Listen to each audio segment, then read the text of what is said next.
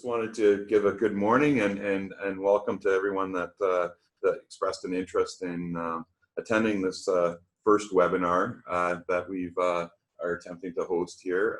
We've obviously Community Futures Middlesex has always been involved in offering workshops in person. In response to sort of all the challenges that we have, we're looking at other vehicles and other means of delivering content, at least in transition, until we can all get back together in person. So this is, I think we're embracing the technology, and that's really, sort of the primary driver behind, us putting on a webinar related to the technology side of things, but also the how do you, deal with these, how do you effectively implement, and that's really one of the primary objectives of putting this out today. So I'm Todd Copeland. I'm the General Manager of Community Futures Middlesex, the Business Help Center, and I'm excited to be joined this morning by Roberta Fox-Lawson, who just happens to be a member of a recent addition to our board, and we're quite excited about that. But I'll just give you an idea of just the title and her background. So she is currently a local businesswoman. She's the Chair and CIO, Chief Innovation Officer of Fox Technology Group. She's also the Chair and Chief Procurement Officer of 911 Tech Advisors. She's going to go into a little bit more on her background as a part of her presentation, so I'm not going to spoil that. But she does operate both businesses out of her home in Thorndale, and I'm sure she'll touch on that too as well. And so I'm excited to have you here this morning, Roberta, and thanks for agreeing to provide the content for us. So Community Futures Middlesex, I'm just going to let somebody else in here. Community Futures Middlesex has definitely benefited from Roberta's experience and guidance as we adopt these new digital technologies and practices in response to COVID. And as I mentioned, that was sort of the primary driving force before having her, assist us with one of our first webinars, but also to lend some of this advice and guidance that she's provided us as we transition out to the small business community. The format for today is really just a brief overview. I'm going to give on Community Futures Middlesex, and then we'll follow by a presentation by Roberta. And we've already sort of went through the protocol for the meeting and how to ask questions and stuff like that. So we encourage you to ask questions throughout. So Community Futures Middlesex, I'm going to give a very high level kind of overview here. We really have four primary areas of involvement: business counseling, consulting, training, resources and tools. Workshops like today's webinar is one good example that things that we do free of charge to support small businesses within Middlesex County. Another area that we get involved in is providing access to capital in forms of loans, which I'll touch base into in a second. But we also get involved in lending support as either a lead or a partner for economic development projects and strategic initiatives at a community level. And as I mentioned, the focus is on Middlesex County, excluding the City of London. If you can advance to the next slide, Roberta, I'll quickly. Okay, so loans and financing. This is really just for information. If you aren't familiar with what we do offer, but we do manage investment funds that's actually total about $8 million. And this really slide is to put it out there that we do have investment funds available to support small businesses in the implementation of their ideas, whether you're a startup, where you're looking to expand, if you have an idea about growth. Our primary objective of putting the money out and available in the form of term loans to small businesses is the creation of jobs and opportunities. We provide that as little as in microloans of up to 30,000 or we're able to provide small business loans of up to 300K. So there is, we can really tailor the product that we provide out to what the individual needs of the client are, and that's what we're really effective and good at doing. And so, in light of the relationships that we work with clients on, we have been identified as a delivery agent in partnership with FedDev Ontario in the delivery of the Regional Relief and Recovery Fund, which is quite a unique product offering. We're able to provide loans of up to 40K with 0% interest. So there's no interest or payments till the end of December 2022. And if you're able to pay back 75% of that loan prior to that date, actually 25% is forgivable. And so we are delivering that right now. We're working with clients and getting that money dispersed. I would say we're approaching close to 50% of that money being out the door, and we are looking to actively support companies that have, or businesses that have been impacted by COVID-19. So next slide, please, Roberta. So where you can get information about our programs and who we are, we're quite happy and pleased to be able to a recent initiative that we undertook was to go through a redevelopment of our website. And so it's communityfuturesmiddlesex.ca. Primary objectives there were to make it more dynamic, more easily navigable, make it more user-friendly for clients to be able to access downloadable and fillable forms in relation to individual programs, promote events, our workshops, everything else, integrate social and digital media, as you see, and we launched that at the end of July. So I'd encourage you to visit our website, check back often, sign up, follow us, follow our social media feeds, because we put out a wealth of information that is of interest to small businesses. Last slide, Roberta. And the other update, we were talking about this earlier in the call, but we've relocated our offices to a new location at the middle of April. So we had a planned move date right in the midst once COVID hit, but we now have successfully moved in and are starting to get to a point where we're settled into our new office space on the main street of Ilderton. And you might hear some background noise in the background. We're trying to do this while there's some construction going on next door.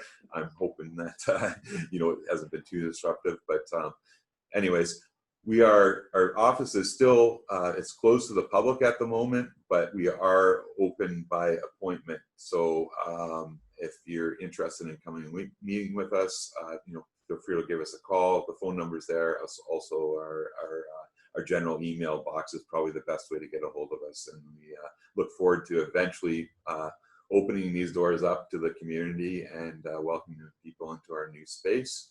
And that's really a general overview on Community Futures Middlesex. If you weren't familiar with us and looking at the list of registrants, there's probably a lot of people here that have either attended workshops of ours in the past, we appreciate you coming out and signing up for our first webinar. So I'm going to I think this is the point where I'm going to hand it over to my co-host, who's Roberta, and she's got her presentation, and we'll reconnect here at the end of her presentation and facilitate any questions or answers that you might have. So off to you, Roberta. Thanks, Todd.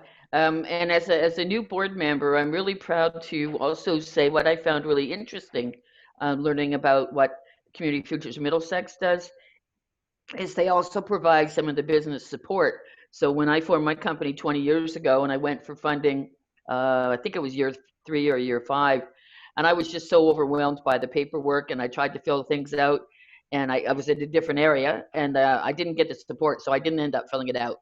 But this team here in CF Middlesex is just great, and they have a lot of business financial experience, which it took me years for me to develop that in my company, because I'm an engineering techie type gal. So I just encourage you to spread the word that it's more than just the funding. So good morning, everybody. I'm Roberta Fox and Fox Lawson, and I lead 2 technology companies. I'm not going to go through the infomercial because you can read it later if you want. But our focus is really on enterprise and government organizations that want to move to next generation communications technologies and voice, data, video. So we help build networks and call centers for public sector organizations, police, fire, and healthcare. But I'm a farm girl that grew up in Ballymote, Ontario, 5th generation farmer. So my heart is rural, and my heart is also small business. So when I found out about CF Middlesex, I thought, well, let's help them. And then Todd sort of volunteered me to do the first webinar. So I said, what the heck? On a daily basis, I use 8 to 10 different applications, Zoom being one of them. So what I thought I'd do is give you some background about digital evolution within Middlesex County, because there's a lot of things that are available that a lot of people don't know. And then also, I've been running my tech organizations virtually for 15 years. So I have consultants working from their home offices in Ontario, Quebec, and Arizona. And so we've learned through this stuff before COVID. One of the things that's really interesting about COVID, though, is it actually is a positive and a negative. And so what's interesting is that some organizations, and I'll give some examples later on, have actually transformed some rural-based businesses that you wouldn't expect, have transformed their businesses and actually grown market share. And while others have necessarily, they're not solely comfortable, and they just really haven't been able to figure out how to evolve. So some of the things are obviously out of our control. Like if you're a retail oriented business and you like restaurants have struggled and tourism businesses have struggled, but yet, and even things like my niece has a dance studio for young people. She was able to turn it around and do virtual classes. One of my friends runs a summer camp for young people. Obviously, they can't go camping, but they've been able to do some things. So I'll talk about some of that, and then also talk about some of the challenges and working from home and being how to make us more productive. And also, I have a book that I've been working on for a couple of years, and people keep telling me I should finish it. It's 101 tips for telework. So I'll provide some of those in this workshop. And just to confirm, the content is recorded, and Todd and the team will be posting it. So you can go back and look at it later if you'd like. So this is when I use the term rural divide and broadband holes. This is actually my former tractor that I bought. It's a 1942 Massey. I bought that for my birthday about 15 years ago. So we lived in an area northeast of Newmarket. But rural divide isn't just rural farms. It can actually be the same limitations in pockets of downtown Toronto or pockets of Kitchener, Waterloo, or other cities. So to me, it's really about the lack of high-speed internet services, and it continues to be a challenge for all of us, particularly during this COVID time. So I'll talk about that. So when I use the term, rural divide, it's really about not being able to have, in my world, not being able to have reliable high speed to be able to communicate via video and spooling content and email and all those kinds of things. One of the things that's interesting, actually, I'll just go back to this because this is an important point. So when we bought this farmhouse in 15 years ago, we called it Fox Hollow because it was in a hollow. There was DSL, Bell Canada's 1.5 meg service, and that's it. There was very good cellular because it was in a hollow and it just happened. Well, actually, we only buy houses that have good connectivity because of what we do for a living. But the cellular tower was at the top of the hollow. So what we did is we brought in six DSLs, two cellular services, plus ExploreNet satellite internet.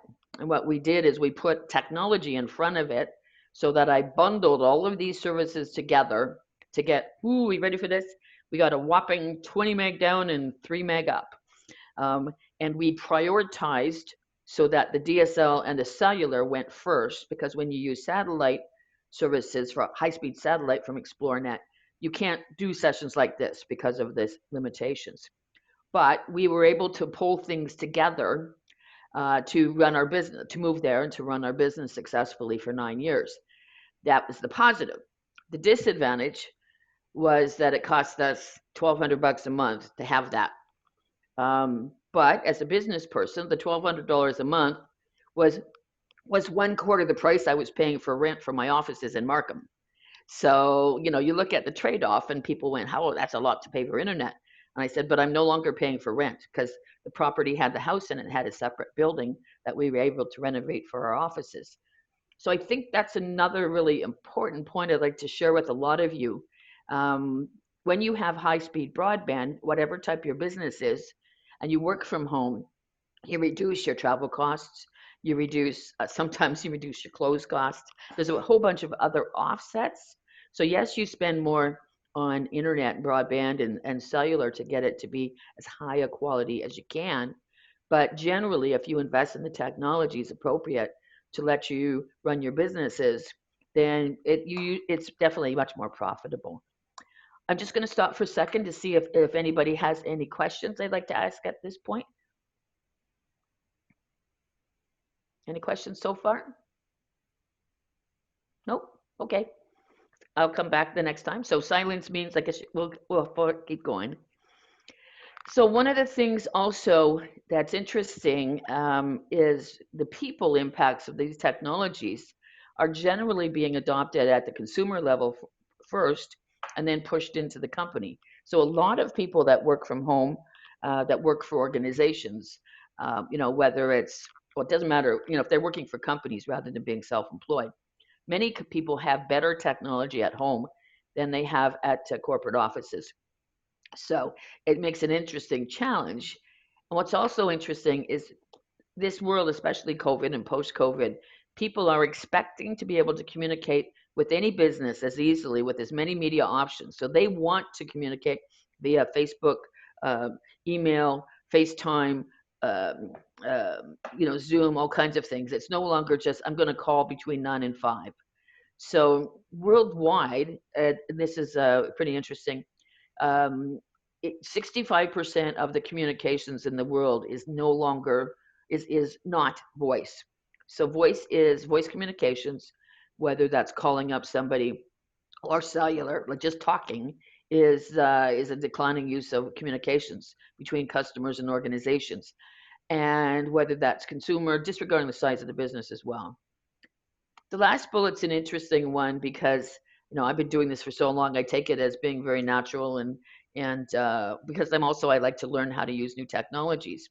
But it's important if you are going to use broadband services and collaboration applications that you invest the money to get proper headsets, microphones, and that you learn. And fortunately, most of the information of how to teach you how to use these technologies are on YouTube.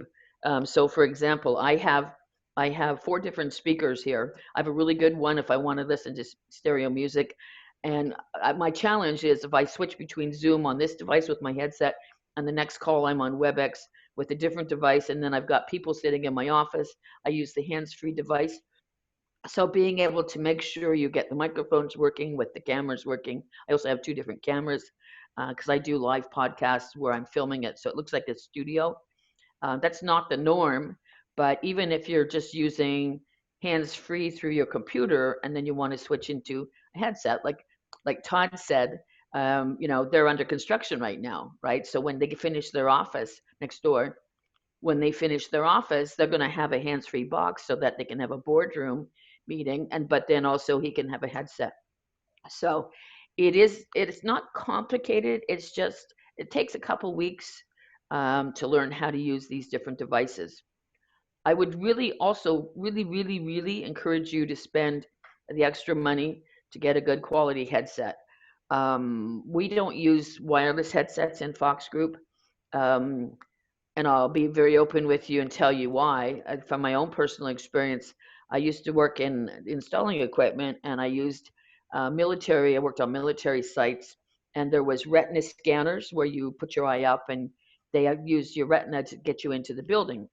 That was about 30 years ago, and the everybody said, "Trust us. It's not gonna do damage. It's not gonna hurt you." Well, my left eye has 60% sight difference than my right eye, so when somebody says to me, "Oh, put a wireless headset beside your brain," which the headset's amplifying, my brain is my product. So I'm like, I don't want to do that. But it's a personal preference. If you get business quality headsets, as I said earlier, they also amplify or cut out the background noise. So in my team of 9 of us, half of them have headsets and half have a wired and half have wireless headsets. But I think if you are going to use collaboration technologies, a good sound experience is really important.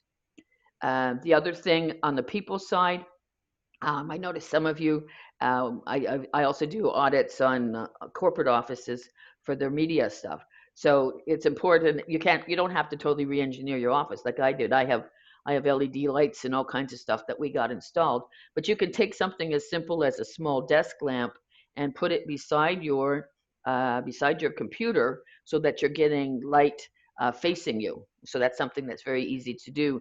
Originally, I had a clamp on light that just sat on the top of my monitor, and it was a white sunshine kind of LED, and I would just turn it on, and it lights up your face.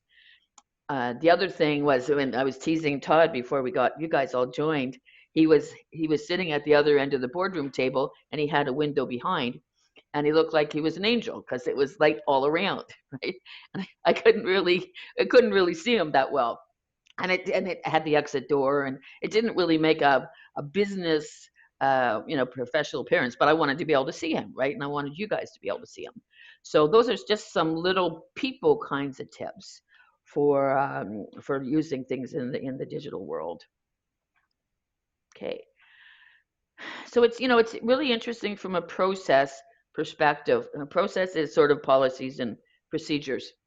And I know some of this sounds like it might be too big, big business for your organization, but I'll give you some examples of use cases in a couple of slides out about how people, doing this well can really make a difference. So the first one is, especially if you're doing a video like this, um, so you need the network to be really good quality, but you also need to have a more current type of PC with enough video, because once you start using video conferencing or collaboration applications, it really pushes your video processors in your computer and the memory to the max. So if you have an older PC or Mac and you try to do this, you'll get things pausing.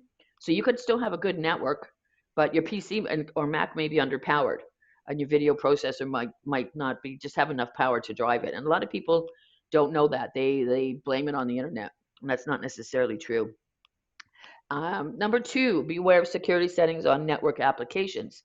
And Todd does a great job of making sure our Zoom configurations, like having people get accepted to come into the network, not posting passwords of a meeting. So for example, if you're using a Facebook for your hockey team, but you can have the invitation on a public Facebook, but don't have the URL with the password on the public side of the Facebook, because that's how, in the early days, that's how people broke into meetings and were showing obscene things and things like that. So you have to think about, if you've got a public event or a public information, just have the basics there, but be aware of security.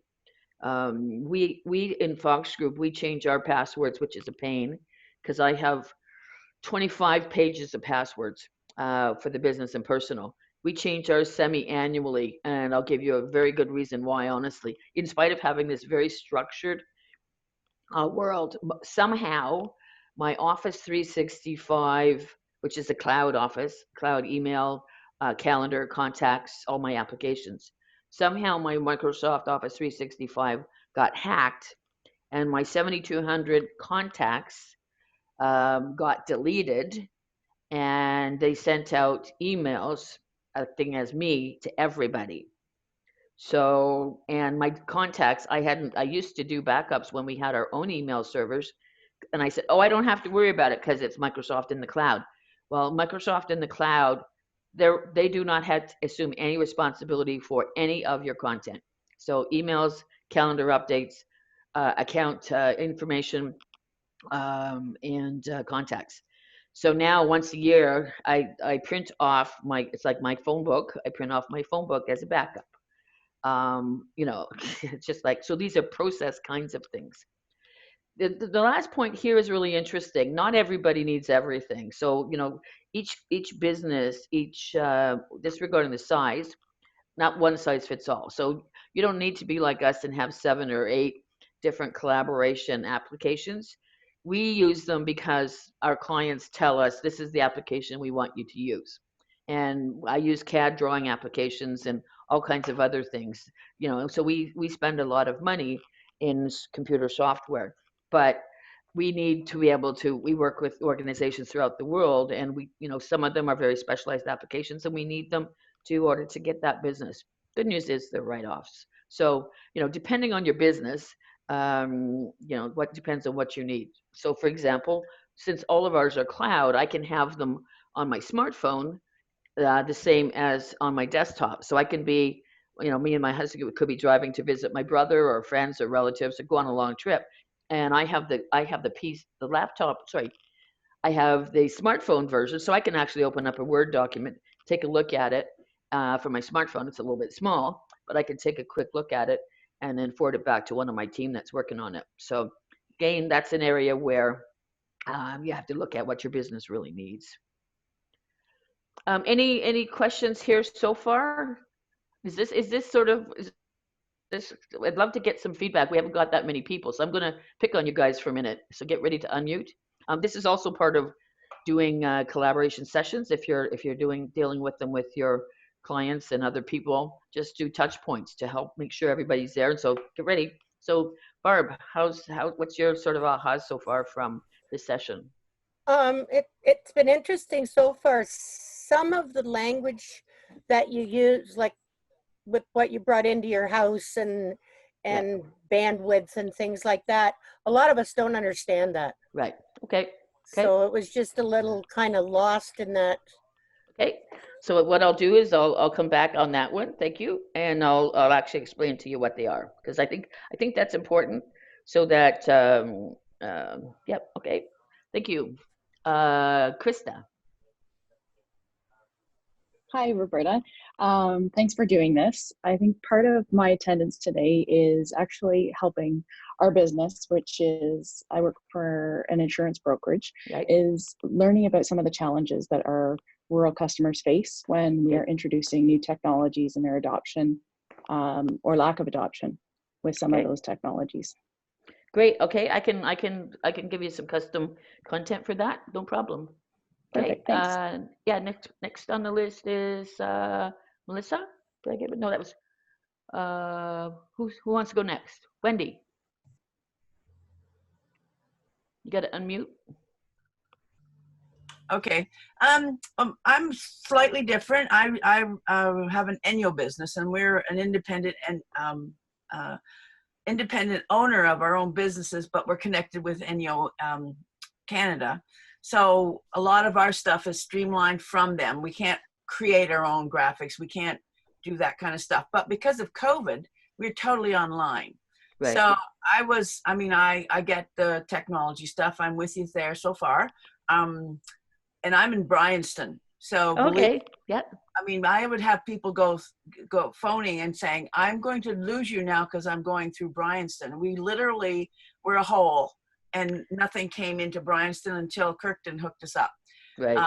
With the country money that they got a few years back. Right. We have I have fiber optics now, so we're awesome. Right. But I was looking for more things like how to use digital media for attracting customers and that kind of. Yep, I'm getting to that. So okay. Thank you. Who's next? I got did Wendy, Krista, Melissa. Good morning. Melissa.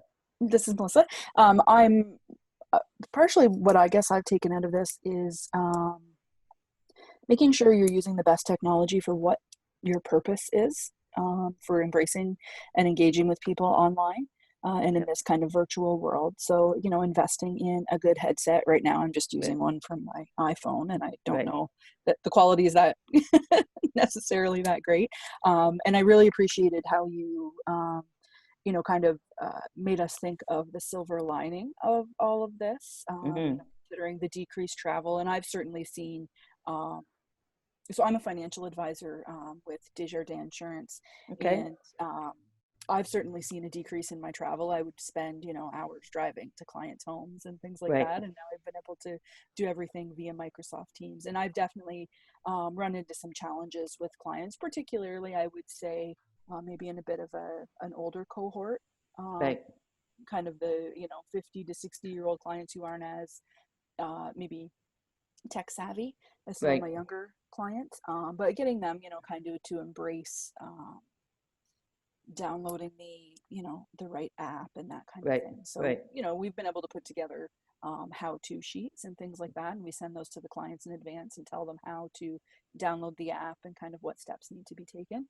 But yeah, I really appreciated kind of you highlighting the silver lining of all of this, because I think lots of times we focus on the downside of how our businesses have changed in the last 5 months, Right. and don't necessarily see and appreciate the plus side. I'm telling you, I love that I can put a nice shirt on up top and wear my track pants on the bottom. Absolutely. Absolutely, Melissa. Yeah. Great. Yeah. And just while you were talking, yeah, because of your iPhone headset, it was cutting in and out.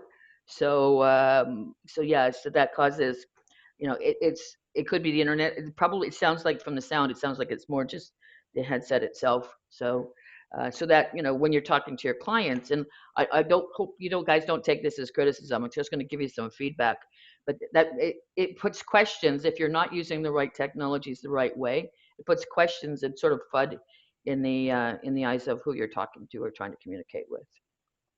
Right, Tracy? Hi there. I actually work with Krista, who spoke earlier at an insurance brokerage. And we're in a bit of a unique situation. Krista and I work together to deploy and implement our digital strategy. And I think both of us are just wanting to attend today to learn and keep in mind what some of our employees, the challenges that they might be facing. And so as we move forward with our digital strategy, we keep in mind that we're not leaving, one staff cohort behind. Right. And also with COVID and the possibility of maybe having to work remotely again, we just want to keep in mind the challenges they might be facing at home. Excellent. Excellent. Yeah, if you search, I wish I had my book finished, but if you search on work at home practices, there's some really good stuff. Infotech Research, which is based out of London, Ontario, they have published a lot of good white papers. You can really get some really good. There's a lot of good information available on the internet.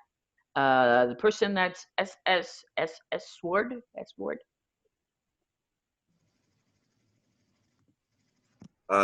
Roberta, that would be us from our office. So I think okay. yeah, that's Okay. good. And did I miss anybody? Got Barb? Did I get? I think we got everybody. Yeah. Okay. Okay. Thank you for the feedback. So that's good. Yeah. That's just one of the other things that's interesting when you're doing a workshop, a session, or you've got a client interview for an application. You can see the interactions, and you can see if they're in sync and stuff like that. Even if people are on video, like Barb's on video and Wendy's on video, you try to look at the faces to make sure that people are engaged. But they're always a lot of us are always multitasking. That's another thing I do. If I'm booked on a client webinar, I turn off my cell phone ringer. I put my phone lines to go to voicemail directly, so I don't have the distraction. I feel it's very important to be very focused on the communications with that person, because we're not able to be direct. We're not able to be close. And so that's where, whether it's the work at home people, and if you're trying to work with a client, I usually say at the beginning of the session, or beginning out of the meeting, I'm giving you my undivided attention, and I want to help you do whatever. And that really reinforces the human connection. So that's sort of a process, right? It's you really want to try to make it as realistic as possible across the technology. One other quick tip while I think about it, some of you, when I saw your screens, you were using laptops, and if you have the laptop down and you're looking up, it's not a complimentary thing. So if you can get a small Amazon box, or you got old telephone books around your house, and bring your laptops up and try to get your camera as close to the height of your eyes as possible. So that'll really help tremendously. So that's just a free tip for you. It's quite amazing how much of a difference it makes. And then what we've done within Fox Group is I got blinds, just pull down blinds. I got pull down blinds printed with the company logo and what we do. Because one of our folks, for example, lives in a modular home, and he's got his home office sort of tucked at the back of the room in the guest bedroom, which has the bunk beds for the grandkids. So he's sort of tucked at the end of the room. He just pulls down his blinds, and it was like $75 each, I think.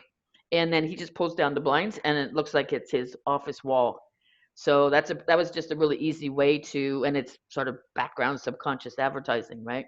So with mine, I did it here. This was the original Fox logo that I had an artist design, but I decided I didn't want to have the poster thing. So I just had I just put the Fox there, and I mixed a combination of business and personal things. So this one here says, well-behaved women rarely make history. And what's interesting is my clients or potential clients have zoomed in, because you can do that with your cameras. They've actually zoomed in and said, oh, I saw the Medway logo. What's that for? Right? So if you think about it, and again, if you're from a client selling perspective, this is part of how people are judging me, and how they're, am I suitable and that kind of stuff. Part of it's because I'm in technology, but part of it is just human nature. So I think, those are the kinds of things when you're looking for your digital strategies and how you do your work. Again, if you're, talking to friends and family, it really doesn't matter. But if you're really trying to, run your business, do your business work from home, all of those things can make a difference. You'll notice over here that my name's backwards. It's because what I did is I changed the software so that when I put up my left hand, I can see it as my left hand, but that makes that thing backwards. So, right? But if I put it the other way, my hand's going to show up over here, which drives me crazy. So, but I've had people ask about that, and I said, oh, that's the software within the collaboration application. Okay, I'll get back to these slides, and I will. I do have talking about the challenges and some of the other things, and I'll give you some tips related to some of the things to look forward. So what's interesting, you see that this whole, all different kinds of applications of how you can communicate with clients. The challenge is pick one video collab application and maybe a second. So like, for example, Kristen or Tracy, I think you said you were using Teams. Teams is one of the most difficult to use because it's actually not just a video collaboration application, it's also sharing documents and all kinds of other things. So its interfaces are not, as user-friendly as they could be. Contrary, Zoom, right out of the gate, designed to be very simple, as did FaceTime. The problem is you got to look at what you're going to do and how many people you want to communicate with. But I would suggest as small businesses that you look at having one or two collaboration applications downloaded on your machine, and then get to know them and use them very well. Also, the interesting challenge is that, for example, vendors are always changing the applications, right? So I just think I got to know how to use something, and I log in and like, oh, they took those buttons and they moved it someplace else. So don't blame yourself if you can't find something, because for example, in April alone, Microsoft downloaded 42 changes to Microsoft Teams. So it's like, so when you're using the tools internally, you have to then allocate the resources. So like you folks that had multiple people, you have to allocate the resources and the support to help people to help them use the tools successfully. I talked about, the applications, check for the security concerns. So I put these tips specifically in here for you, so that if you wanted to in the future download them. This is an interesting tip. So collaboration tools need more bandwidth than we ever are used to. So we could have lower quality, lower capacity internet and watch YouTube or download videos, things like that. They are not real-time applications. This type of application means not only do we have to have, and that's why I highlighted it, not only do we have to have at least 1 megabit per user, just having this loaded, going back and forth is 1 megabit per user. But this thing called a ping response times, what that means is that, and you can take your own connection where you are, and it will tell you the upload and download speed and this ping test. This one's really important because if you have anything greater than 50 milliseconds, that says how much time does it take to go from my site here in Thorndale up to the closest internet hub and back. Okay, so it's sort of like it's like, are you out there? Yes, I'm here. Am I out there? I'm here. If you have more than 50 milliseconds ping time, and even if you have a high speed capacity, like you have a 10 meg service or 50 meg service, think of those as lanes in the highway, right? So I have like the Autobahn, I have like a 50 lane Autobahn because I've got 1 gigabyte per second, and I have lots of download and upload capacity. So you have the actual pipe, you have how many lanes you have, that's the upload and download. So if somebody says I got a 1 meg service, that means that's what's possible. But then if you do the download of 750 meg and an upload of 20, that's sort of like how many lanes. And then the other part of it is, think of this one as you got a tractor versus a Ferrari. So how fast are you going to get up and down, right? So when you go look next time, if you're having problems or you have sites from your services, if this is greater than 50 milliseconds, that means that it's taking a long time for the information to get up there and come back.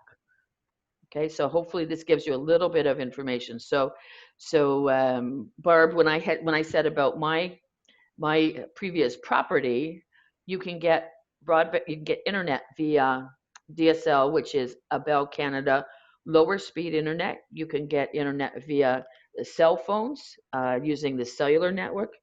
You can get high speed using point-to-point internet, which is ExploreNet and others. So that's an antenna on the roof of your house going to an antenna somewhere in the neighboring area. So there's lots of different ways, believe it or not, for rural properties that you can get internet. So just because you can't get Rogers or Bell Fibe in your area does not mean you can't get internet, right? So yesterday, my wonderful internet capacity, we were in a construction zone. They're building another new subdivision. I lost all my internet in the middle of a conference call. Yeah, that was really, truly special. I switched over to using my cell phone as a hotspot, and it has enough capacity because we have a good cellular network here, and I know how to do it really quick. So that I actually logged back into the conference call and continued using my internet off my cell phone. So what does that mean? I have an unlimited data plan on my Rogers internet, right? So if you're going to use hotspots, use your cell phone as a hotspot, you have to make sure you have the right internet plan, the right data plan. Okay?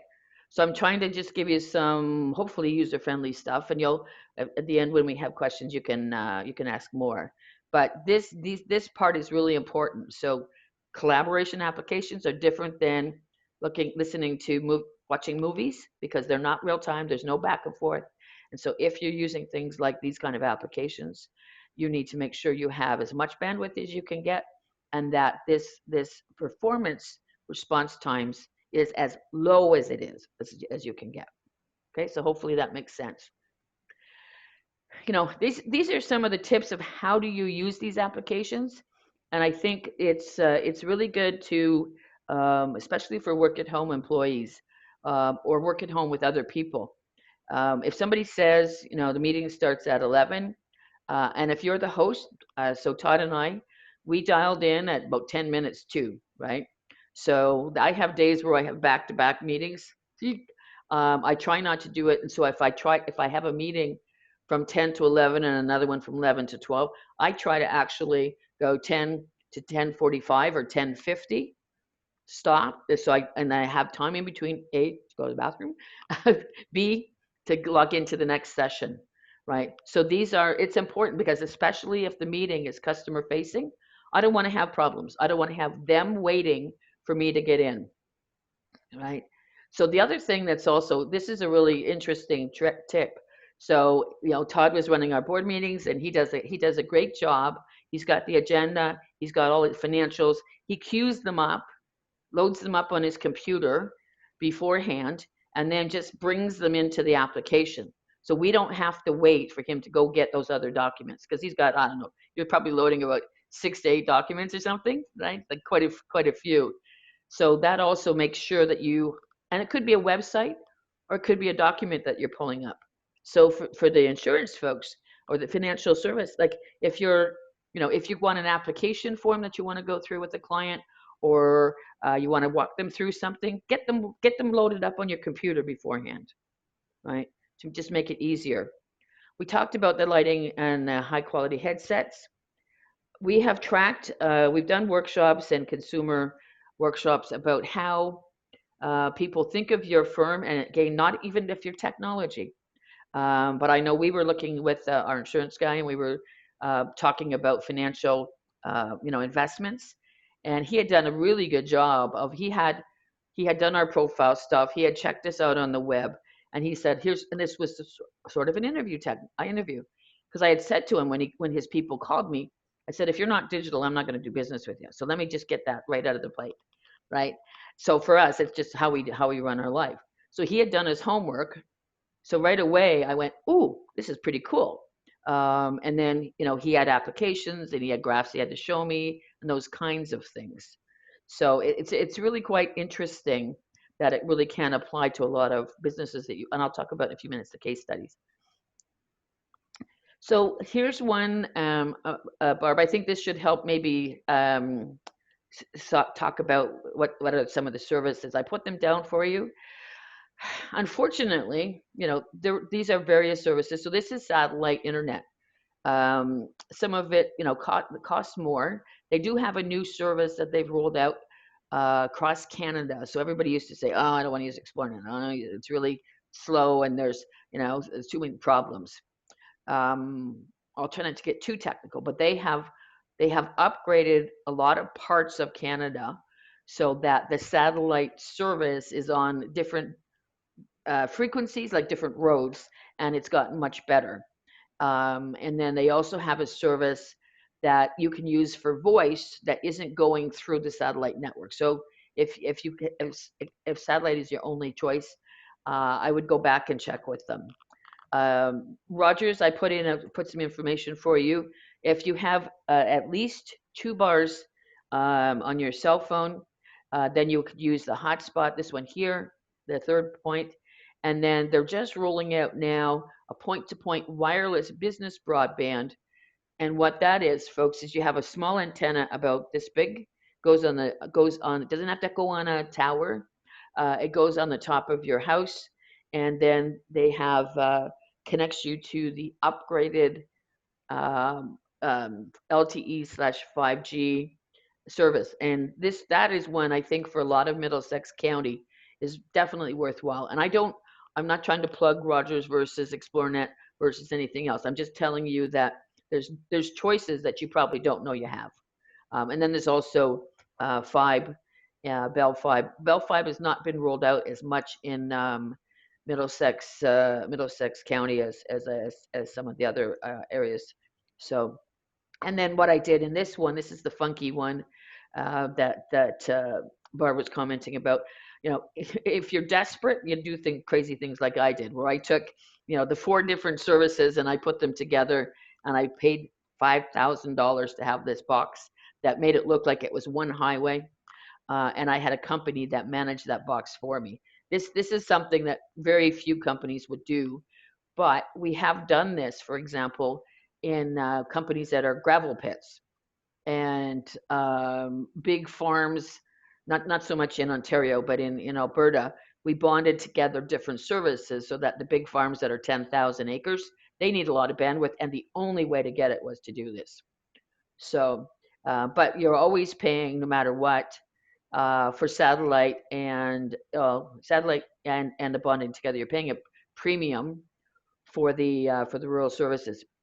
What I would encourage you guys, if those of you that are and your friends that are not in areas, SWIFT, which is the network funding organization, basically they have millions of dollars that the federal government has given them to build out rollouts in rural Canada.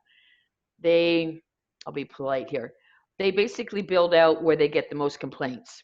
So, so if and this is where I said to Todd, hey, start gathering complaints and put them all together and say, here's everybody in Middlesex County that, this is the areas, but they will build out where they get the most demand. And the demand is usually by people saying, we really need this. So, and I think the Bryanston example, that's where that got built out because of the new houses that have been built out in Bryanston, right? Because those people lobbied and said, we're not buying. So I can't remember whether it was the builder or the homeowners, but they made it a condition of building the houses there. So, and to be fair to the carriers, it's all about revenue, right? It costs about $250,000 to put up a cell tower, and then it's $150,000 a mile for fiber. So it's all about, if there is not enough population, there isn't enough revenue to pay for the investments. So it's not that they don't want to do it. It's just, they have shareholders in the public who say, watch the financials. So here's some of the benefits. Some of you asked about benefits. It really is, we compete in Fox Group. I'm a former HP and Deloitte Consulting. We compete against very large firms, and we win business because we look and act like a large organization. But I think we're more creative and more flexible. The productivity, the virtual workforce, I didn't put the slide in, but I'll give you the benefits. I have never measured 5 days a week working from home, but I have measured tens of thousands of people 2 to 3 days a week from home for 2 different categories. The first category was job roles that are internally focused, like IT, HR, payroll, where they're mostly communicating in the internal. First day a week was 15% increase in productivity. Second was 25% increase in productivity. Third day was, are you ready? -4. So the third day working from home was a negative productivity. I believe that's because some of those roles that are job internal communications focused, there's so much work that hadn't been digitized. So people had to physically sign off. They didn't necessarily have forms. So COVID has forced, I haven't done a study since COVID, but COVID has forced people to be more digital. The external focused job roles are people like salespeople, service people, 25% increase in productivity the first day, 40% increase in productivity the second day, and 18% increase in productivity the third day. So what that really means is that for most job roles, and this was Canada and the US organizations, 2 days from a long-term perspective, 2 days per week would be the optimal. So the challenge there is, how do you build your facilities and your businesses so that people can have a place to work at the office and then also have work from home. On that point, what a lot of organizations have done and will probably do in the future, in the past before COVID, they had touchdowns and telework, and some offices were dedicated, and some of them had areas where you touch down and you book it, like a hotel room. More and more offices are going to be doing that. So they're going to decrease the real estate footprint, and they're going to have more touchdown spaces. So the cool thing there is that you have reduced office expenses total, like cleaning and heat and all kinds of things, even toilet paper. If you don't have as much things like that, you have less real estate, lower cost of utilities, the reduced time. Those productivity numbers, folks, we're not counting travel time. So if you do have people in the future, this is an important note for you. If you do have people in the future that are going to permanently work from home, as an employer, you can have them, you sign off on a Revenue Canada form T2200A. You can get it on the government website. And that authorizes them legally to take a portion of their home office expense, their home expenses, and claim it. So what you're saying to the government is, I'm not providing a Roberta a workstation at my office anymore. I'm going to let her have these occupancy costs and claim them against her personal income. So the employer has to sign that. It doesn't apply to contract people. It doesn't apply. It can't apply to part-time. They have to be an employee though. They can't be any other kind of job role. So yeah, so it's pretty interesting there. That can make, so when my husband did it, this was a long time ago, but just to give you a comparison, he got back about $5,000 tax return, like his personal funding. So that's a pretty big deal, right? And at that time we had, I think we had about 15% of the space that was allocated to his home office. You can't take your mortgage expenses, so you can take the portion, or can't take the interest, but you can take utilities, cable, internet, security. So any of the common household costs. You do have to make sure you have a dedicated workspace though. So if you got audited, so you can't have it where you just say you did it, and then you got your kitchen, you got your laptop on your dining room table. So it has to be a dedicated workspace. So this is a really pretty interesting one to to look at with the benefits. I didn't put it in the slide, but what I'm gonna do here is, there's also some things that I learned as a part-time teleworker corporate person. So I worked when I worked for corporate companies in the past. I was on call, and I would work 1 to 2 days a week for home. Interestingly enough, so we are very tech savvy companies. Some managers are not good at being teleworkers. Some employees are not good at being teleworkers. So I could take my husband in vain, because he's used to me saying this before. He's a pretty quiet guy. I'm a very outgoing guy. I would have thought early that he would love to work from home all the time and part-time. Nah, he actually likes the interaction. So he doesn't mind a couple days a week, but he really liked the engagement of working with other people and in technology and sharing ideas and being able to work with other people.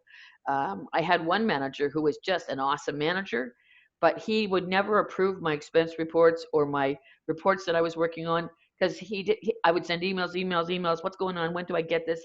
And then I'd see him in the hall, oh, I'm sorry, I forgot to do that, right? So it was just, there's some things if he saw me, he'd remember to do things. And so if, we saw each other and, walking to the office in a space or at the coffee machine or whatever.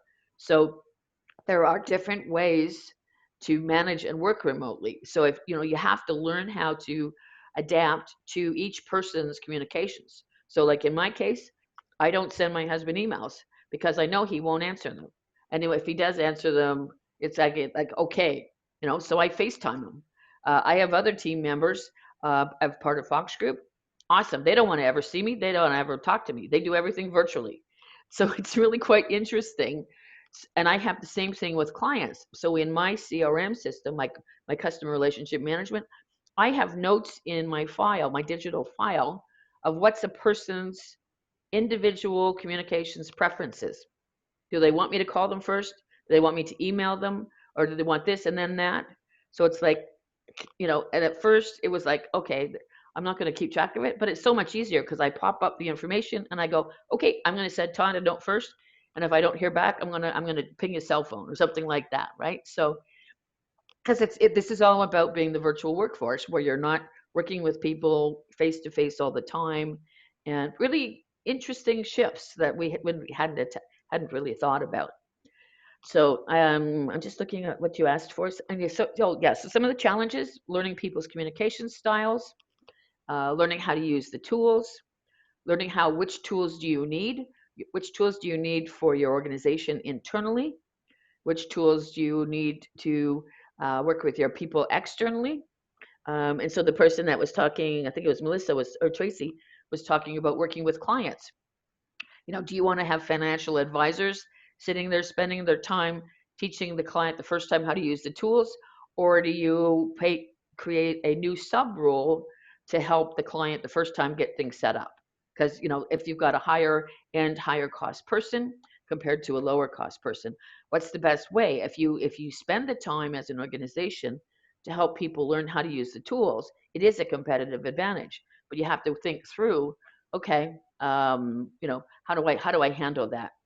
And on that last point for here, don't assume that that all baby boomers are not tech savvy, because believe it or not, COVID has really forced a lot of people 50 plus to learn how to use tools. And now that they've figured them out, I started with my dad when he was 80, and he hated computers.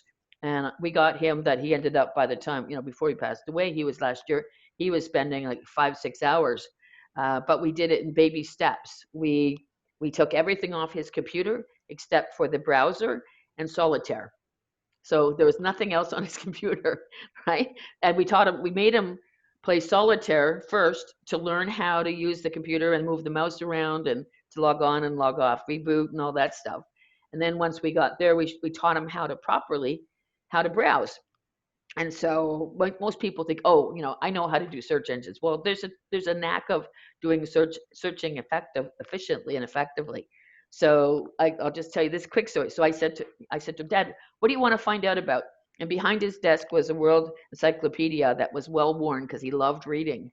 And he said, well, I want to see Ballymote, Ireland, right? Because he is in Ballymote, Ontario. So we said, go Ballymote, Ireland. So it pops up. And then I do Google Maps. I showed him how to use that. And he says, there's a Ballymote golf course. And then all of a sudden the light bulbs went on. And he says, this is like my encyclopedia. And I said, yeah. Well, then after that, he was hooked, right? And he found other games. And so it's really quite interesting that lots of different people can adapt. So it is, you know, I think if you're going to be in business, disregarding what your business is, be prepared to try to help your clients learn how to use the tools so that you can, especially in the short term, because we can't go see them, then you can be able to have the reach. So what we do, we really look at mostly for larger organizations. We have worked with some nonprofits. In 2017, we helped build the organization and the technology platforms for the first national Canadian suicide prevention service, so that people can get help via voice, text, and chat. And now we're not involved in it anymore. I'm sort of the senior CTO, but we really look at future detailed requirements, build the RFPs, analyze the responses, and we work in vendor negotiations. So right now, for example, the police, fire, and ambulance are going to be able to go to next generation 911. So what that means, everybody, is that in the future, in 2022 and 2024, you'll be able to text 911, and after that, in the future you'll be able to video. So that we sort of work with mostly large organizations, but as I said, I like to help in the local. I put this in for you folks. Again, it's not really meant as an infomercial, but they have it's called fixed wireless access. It's a new service coming out from Rogers. And you don't have to have phone lines, cable, or fiber. It goes on the top of your house. It can be used for redundancy or as an alternative. They've priced it $99 a month for 10 gigabit transport, and maximum of $449, and that's, you have to really put a lot of. We would never get up to that point. So it can be used for even like point of sale machines and things like that. But for the rural, Middlesex County looks like it's pretty good from a coverage. I did traces. I have applications where I can put in an address and I can see what's available. So most of Middlesex County has it, and there's some holes, unfortunately. And then this is the information you can read later. They also have other things, like if you want to have a backup service, and it's very low cost, and you can have your computers or your servers backed up to the cloud. They've got, if you want a phone system, they've got a bunch of other things. So I just provided some information, and if you wanted to follow up with the, I'll just go here for a second. So yeah, so you can get the information and download it. And this person here, she's actually a former Fox Group consultant. So she would, if you wanted to find out what's available, she'll gladly, because she cares about small businesses and rural businesses. She's based out of Sudbury, but it really doesn't matter. But she could be your technology advisor at no cost. And I'm going to go back to here, and we've got a few minutes. So I'd like to, this is your chance to ask any question you want. So I'll throw it open to you folks, and go ahead. I'll give you a question, Roberta, to come out Sure. of that. I've got a couple, but so I'd be interested in the technology side of things. I think you presented very at a level that most people can kind of comprehend, right? And tried to tailor the presentation very much to that. So I'm going to ask you a question about the technology side. So what matters more? I hear all these debates about rural broadband access and that type of thing, and how it's a challenge, and how SWIFT might be a long-term solution to all this. What matters more in terms of rural broadband internet service provider? Is it the upload or the download speed, or both? Generally, for most businesses, I would say it's the download speed, because unless your organization's like if upload makes a difference, if most of your data that you need to access is in the cloud. So for example, we don't have any servers anymore. So all my presentations are up in the cloud. All my contacts are up in the cloud, right? So you use more upload when you have to send things or access things from somebody else. So for example, you're on this call, you're only using 1 meg to go up. But while you were on the call being a generic term, I was pulling documents and I was working with somebody back and forth, then I'd want to kick up my upload, because I'm working, like if you and I were whiteboarding on this document, we'd be sending information on top of the 1 meg, right? And if we had to, and the more people you have also, so we've got 1 meg per user going up and down. If we had 10 people and I'm trying to send the information out to multiple people, then I would need to have more upload capacity. And to add on to that, Todd, if you have less internet available, less bandwidth total available, then the best you can do is get a better computer with a higher end processing and the best quality headsets. So if your highways are you don't have a lot of lanes, so to speak, just try to simplify things. If you can get, a higher end car with the best performance, so that's like the best computer and the best headset you can get, right? Because if you have limitations, you don't want to have a beater car on a good highway. If that makes sense. Yeah, okay. Thanks, Roberta. That helps for sure. Okay. So anybody else? So Krista and Tracy, I'll pick on you guys first. I'll go first then, Roberta. It's Krista. I have a question for you. It's really about more or less a business model, because right now our business locations, we have locations within the communities that we service. We have 15 branches. Right. I'm just wondering about your thoughts on the importance moving forward into the future of maintaining those physical locations within the rural communities that we provide services to. Sure. Do you see that diminishing? I think there's a short term, there's like a 5-year window where offices local make a difference. Like we're in Thorndale and BMO closed their branch here, right? And they're sending us to St. Mary's. It's about a 20-minute drive. I don't know exactly how many people are leaving BMO, but we have a group called I Love Thorndale, and it's very active and very digital. There's probably 100 people are leaving, but we're a very digital oriented community. So I think the 5-year window is, I would try to have offices no more than 20 to 30 minutes. I would try to have local based on your highest population. And then if you have to consolidate or strip down offices, have them no more than 20 to 30 minutes away would be my longer term answer, right? And the reason I'm saying the 5 years is because us baby boomers are, we're not all digital, and some people still, like in my personal close network, Out of, say, my closest 10 closest friends, there's 2 that they still go to the bank, and they don't do online banking, and they don't, the only thing they use technology is Facebook and Messenger. So, if I take the demographics, there's about 10 to 20% of baby boomers that are not tech savvy. So to really answer your question, you have to look at your market size, location wise, and you have to look at your what's called psychographics, which is the profiles of so it's not demographics. Psychographics is where you can describe the profile of the client, right? So Todd and I are in the same generation, but I am, I'm max on tech, and he's really pretty good on tech. And then, my dad was like down here, right? And also, dad liked to see people face to face, whereas I prefer not to, because I traveled way too much in my former corporate life. So that's where you can define the characteristics of your clients. So if you have a psychographic profile, so if you look at your client base, and some of them will still want to come to an office. What's that percentage? Some of them maybe half and half. Maybe once a year they want to touch base. Some of them don't want to do anything. So once you have that information, you can really make your more precise determinations about how many offices should you have. I'll give you a quick example. When we had our Main Street Markham office, we had it for 2 years.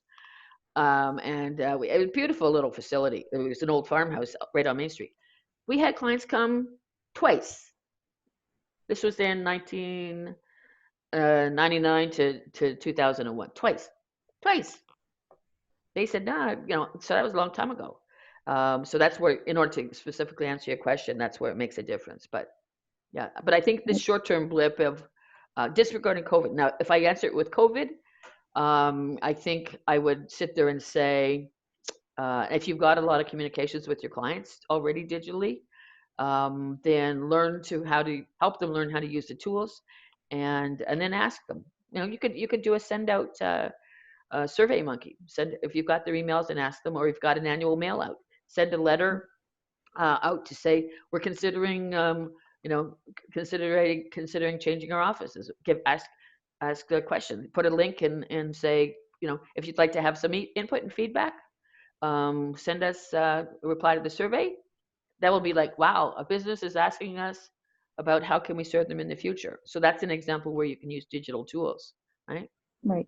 Yeah, we're getting there. Like in terms of our digital communication, we're definitely we've strengthened that in the past 3 to 5 years. But we are still seeing foot traffic to our offices, so there's still a hesitation. Right, but I think it would be a really neat thing. Like BMO here, they had already made the decision to close the branch, and then they had a community meeting, and it just peeved people off, because they said, why did you even bother to have our input? Because somebody, Bay Street had made the decision to close it. It would have been better to say, what's your thoughts? And so I mean, again, it's a way, especially with COVID, to reach out and to ask for thoughts and feedback. So perfect. Yeah, good advice. And some of it also may be that people are coming to your office just even for the social experience right now, because it's a smaller environment, right? If you think about it, it's not going to a big mall, and so they can go, oh, I can go to that office, and I know they're going to do COVID stuff, and I could sit there like Todd stuff, right? You can go there if you book it, right? And they may be wanting to come to your office just for the social experience. Yeah, very true. Right. Okay. Who wants to ask questions, or any other questions? Barb, did I explain did I demystify the tech stuff for you? Okay. Yeah, I think Barb had to step out just a few minutes ago. Okay. Roberta, Okay. Yep. Anybody else? No. The folks, I'm just looking at the folks that just have symbols. It's also a cool thing if you put your picture on your little icon in Zoom, so that and if you want to, I showed Todd this trick. I don't know if you know this, but you can do a virtual background in Zoom, so that you can actually and you can pick the background that you want. And let me just show you quick. It's pretty cool. Here we go. I'll bring it over here. So can you see me? You can see my screen with the Zoom background. Todd? Yep. No, you don't have the virtual background yet. No, I haven't got it yet, but you can see me with the setting of the Zoom. Yeah. Right? Yeah. So this is within the Zoom configuration, folks, and then I can change my virtual background, so I can have that, or I can have custom ones, right? And these are just the defaults in Zoom. So it just shows, the only thing you'll see is like when you move, it sort of does stuff, but it's pretty cool. And then you can, like I did Fox Group, but it's backwards, and I haven't figured out how to how to do that. So that's just a feature within Zoom that you can change. And then, as I said, having the icon in your profile. So that what happens there is when somebody when you click to show, it'll show just the picture instead of, I'm saying, M for Melissa and TB for Tracy, and not that it's bad. I'm just showing some tips because we had a few minutes left. So, Wendy, do you have any questions? No, I'm good. It was great. It's just not where I wanted to go. Yeah. Okay. So ask your last questions if you can just remind me again. Sorry. What else you wanted me to cover? I wasn't sure what it was. I just figured since we're all digital now, right. Things are opening up for us as far as personal appointments and that kind of stuff in homes. Right. But any kind of really great information on how to attract people. We're all through Facebook. We can go through Twitter and right. Instagram, that kind of stuff. But I'm not interested in going there. I have enough trouble just keeping my Facebook page live, Right. And interesting. Yeah. So. Well, if you're the main thing about is your client base mainly locally within your area? No, and I have a lot of deaf clients, so I have to do a lot of Zooms or Messenger video just so we can talk. Right. But no, I have Belleville. I have all over the place. Yeah. The only reason I was asking, Wendy, is that we did for my husband's business. When we started it up, we did the Facebook ads and we did the Google ads, and you pay by the geographical region. So we set up a separate business page. It was very, very successful. So it only cost me, it's less than a couple $100, and you can set your targets.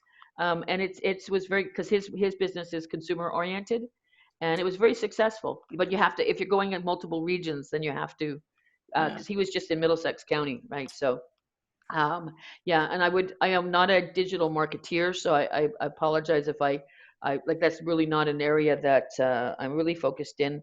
For ours, we do for Fox Group, we do LinkedIn, Facebook, business and personal, both, and I have to have consistent messages. We do Twitter, and when I post things, so if you go on our blog, when I post things, I post it on everything. It takes me about 20 minutes a week. So I try to put out new, fresh content every week, and I just put it across everything. And then the other thing, if you have web pages and or Facebook stuff, it's very important. If you don't know it yourself, you can learn about it, or to get maybe a day of a web-based person to get it's called SEO, search engine optimization. Get that done properly, because that's what gets you up in the Google rankings. So, but in your case, you're sort of like a franchise thing. I think for yours, what I would do is I would probably start doing some interesting posts, and because when you have something that's identified with a service, if you write articles about being an expert. I publish articles. I've published thousands over the years, and I'm the go-to person for unified, like for my world, I'm the go-to person for the journalists across Canada, because I'm selling my brain, and I have to get out it sounds weird, but what I say and what I write is my product. So I don't do traditional advertising. It doesn't work. And then I guess the last point might be interesting for you folks, for all of you, is professional associations and conferences that are for your sector are also very good, and getting to be a speaker at the conference, and then putting that on your CV or your website that you spoke at an insurance conference, you spoke at a travel, like whatever and that it rises you above the other people, so that it makes quite a difference. And I'll just quickly show you something. For example, it's in my copier. And thanks to Todd, right? So this is the Dorchester paper, that published that I was doing this session. But they publish all kinds of stuff. because I do free content for them. I did an internet 101 and things like that. So that helps get it out, because their pickup stuff, we get picked up on that. So those are softer sell of how to differentiate your business. And I think, like, for insurance and financial advisors and that kind of stuff, that's really, really a really differentiating way that a lot of organizations are not taking advantage of. And it's really helped for us. Yeah, and I would say to Wendy that you know, this is, you know, we've had workshops in the past, in-person workshops around digital marketing, social media, and we'll definitely be planning, you know, at least one session will be addressing that, and in the not so distant future. So just keep in contact with us, and we'll try to broaden out to our service offering to address those types of questions and needs, for sure. Yeah, thanks. And I have been to all of them, I think. So Oh, great. I just like to learn things, and I just show up and see what I can glean from whoever's speaking. That's great. So thank you. Yep, Todd, I'll let you wrap up. We got 1 minute left. Yeah, no, so I just want to thank you, Roberta. You know, I have the benefit of having you on my board, and since you've joined the board, you know, you couldn't have joined the board in a better time, given the COVID, and you've always been kind of willing to share the tips and tricks and offer advice and suggestions. I even wrote down 3 or 4 notes today about, you know, the things that you picked up on right from the point that we logged on. And I think you did a great job of trying to do a touch point with the people that we do have on the call, and try to tailor it to address their needs, and hopefully I have a good feeling that people did get some very useful information that they'll take away from this, and hopefully it helps them with their own businesses, and also, I guess, also brings up, you know, every time we talk, I sort of elevate my level of understanding and education about the technical side as well. I am a tech guy, but it's also, I think you did a good job of emphasizing it's not necessarily just about the technology, it's also about the people skills and understanding, and you know, if you're going to implement the technology, you know, you also have to take into consideration not everybody's going to be at the same point of understanding, and you know, as more people become more familiar with the technology, which we've been forced to adopt over the last little while, I think you know, some of the stuff isn't going away. So I think, you know, it's could be, you know, be an interesting time over the next little while. So thanks again for your time and for sharing, and if anybody wants to contact, I think, Roberta, you had your contact details earlier. We'll look to getting this presentation out in a suitable vehicle, available in a video form from our website and from other platforms as well. So great. Thank you, everybody. Much. It was wonderful to meet you virtually, and I wish you continued successes with your business. And have a great day and stay safe.